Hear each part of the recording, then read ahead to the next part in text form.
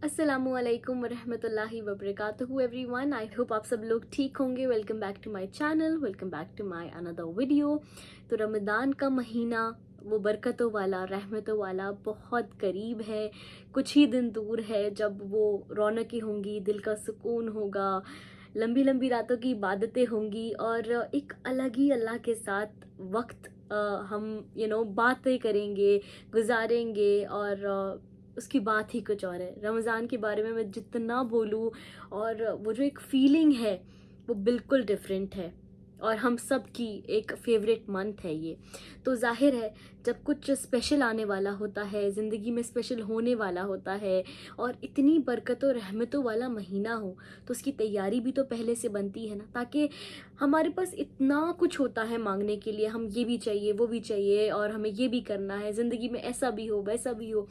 तो उसके लिए थोड़ी बहुत लिस्ट, थोड़ी बहुत तैयारी तो होनी चाहिए। जो अलग अलग दुआएं हैं रमज़ान में पढ़ने की वो शेयर करती रहूं ताकि हम सब याद करें मिलकर और अल्लाह ताला से सारी अपनी दुआएं जो है वो कबूल करवा लें, क्योंकि ये है ही कबूलियत का महीना। इसमें तो वो घाटे में है जो नहीं मांग रहा है।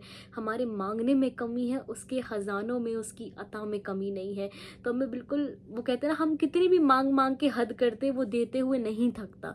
एक वही तो है जिसको हमारा मांगना इतना पसंद है। हम जितनी बार भी जाएं वो तो हमारे ना मांगने पर नाराज़ होता है।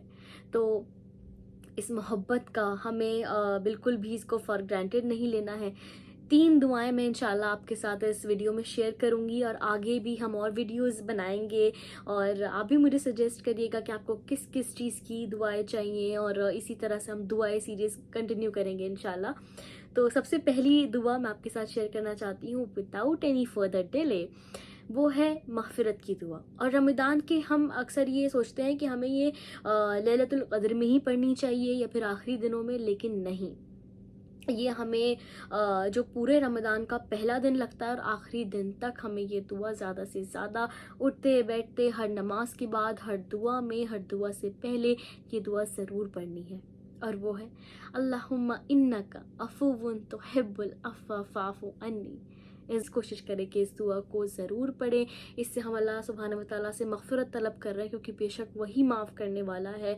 और जब हम अपनी ज़िंदगी में इस्तिग़फ़ार करते हैं और अल्लाह हमारे गुनाहों को माफ़ कर देता है ना, तो यकीन करें, क्योंकि ऐसे काफ़ी चीज़ें होती हैं जो हम जाने अनजाने में कर जाते हैं, हमें नहीं पता होती हैं।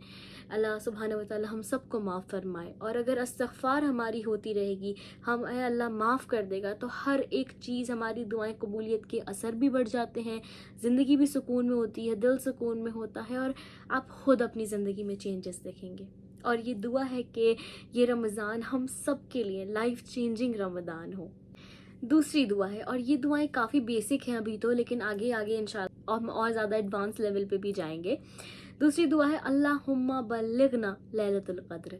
हम सब चाहते हैं कि रमज़ान की जो वो कीमती एक रात है जिसको हमें ढूंढना है, वो लैलतुल क़द्र की रात, और बहुत बहुत कीमती रात है जिसका कुरान में ज़िक्र है कि ये रात अगर मिल जाए ना तो बस समझें ज़िंदगी, दुनिया, आखिरत सब कुछ बन गई है। तो ये हमें मिल जाए, इसकी भी दुआ हमें करनी है कि या अल्लाह तो हम सबको लैलतुल क़द्र की रात नसीब फरमा, हम सबको लैलतुल क़द्र की रात तक पहुंचा दे, आमीन। तो ये दुआ आप ज़्यादा से ज़्यादा पढ़े, अल्लाहुम्मा बल्लिगना लैलतुल क़द्र। और ये आप रमज़ान के जो फर्स्ट डे होगा स्टार्टिंग से पढ़ेंगे एंड तक। तीसरी दुआ रब्बना तक़ब्बल मिन्ना इन्नका अंतस समीउल अलीम। इबादतें जो भी हम करते हैं ना, इसे कबूल फरमा, बेशक तो ही सब जानने वाला और सुनने वाला है। हम जो नमाज़ें पढ़ते हैं टूटी फूटी, हम रोज़े रखते हैं, हमें नहीं पता होता कि हम क्या गलतियाँ कर देते हैं जाने अनजाने में ही। तो हमें ये भी पढ़ते रहना है साथ साथ कि अल्लाह हम जैसा भी कर रहे हैं, जो भी कर रहे हैं, तो बस कबूल फरमा। और बेशक मुझे यकीन है, हम सबको ये यकीन होना चाहिए कि अल्लाह कबूल करेगा। हमें डाउट में नहीं रहना है, ना अपनी नमाज़ों के लिए शक में रहना है, ना अपनी दुआओं में, क्योंकि शक हमारी दुआएं, हमारी नमाज़ों को कमज़ोर करता है।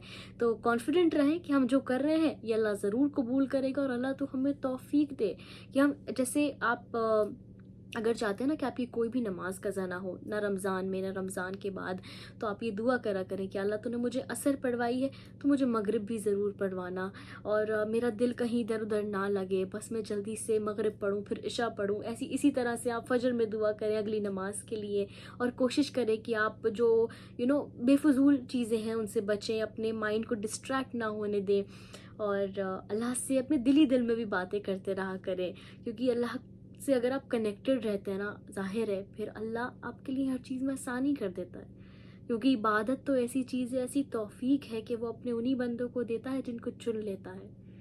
دنیا کی دولت ان بندوں کے پاس ہو سکتی ہے جو اللہ سے دور ہوں، اور جو مسلم نہیں بھی ہوتے ان کے پاس بھی ہوتی ہے، لیکن جو دین کی دولت ہے، جو نماز کا سجدے کی دولت ہے، دعا مانگنے کی توفیق ہے، وہ اللہ انہیں ہی دیتا ہے جن کو چن لیتا ہے، جن کو اپنے اور قریب کرنا چاہتا ہے، جن کو جنت الفردوس دینا چاہتا ہے، جن کو اپنا دیدار دینا چاہتا ہے، جن کو حوض کوثر کا پانی ہی چاہتا ہے کہ اس کو اس کے نبی پلائے.